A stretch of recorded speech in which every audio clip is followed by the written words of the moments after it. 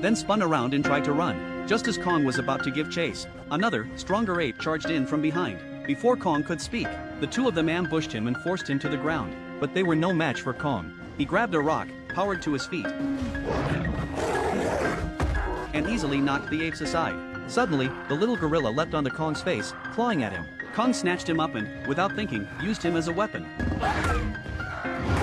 Still, out of respect for his own kind, Kong held back. In the chaos, one of the apes slipped off a cliff. Kong caught him just in time, pulling him back to safety. But instead of showing gratitude, the ape came at him with a knife.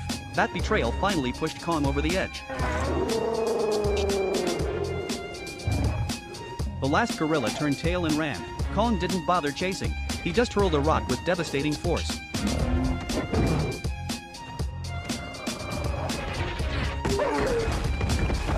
Then he dragged another young gorilla out from where it was hiding in the trees, and slammed him to the ground, teaching him a painful lesson.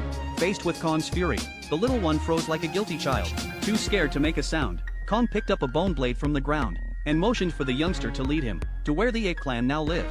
The little gorilla resisted, but under Kong's glare, he had no choice but to obey. What Kong didn't know was that despite being young, the little gorilla had a devious mind.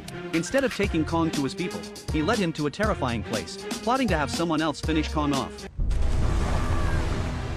But Kong was no fool. He could easily see through such tricks. He sniffed the air, sensing that today's lunch might be secured. With that, he walked into the water to wash himself. Not wanting to have his plan exposed, the little gorilla tried to act nonchalant and pretended to drink from the water. Suddenly, ripples appeared on the surface, and Kong sensed something was wrong. Turning around, he saw a water dragon swiftly approaching, ready to strike.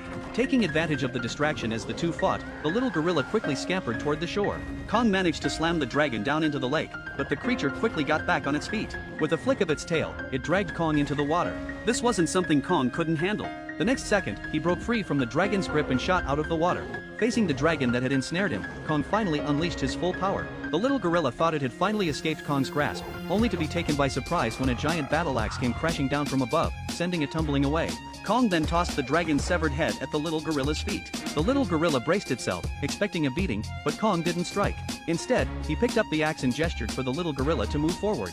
As evening approached, Kong began eating the dragon meat. The hungry little gorilla could only pray that Kong would share some food with him. Kong noticed and directly handed over some food, but the little gorilla recoiled, eyeing him warily. Seeing the gorilla's ungratefulness, Kong tossed the food onto the ground. The little gorilla, realizing the situation, quickly grabbed the food and started eating. At that moment, the little gorilla's perception of Kong shifted. Full and satisfied, the little gorilla led Kong onward. Along the way, they passed a bridge made from the bones of a giant beast. Despite Kong's towering height of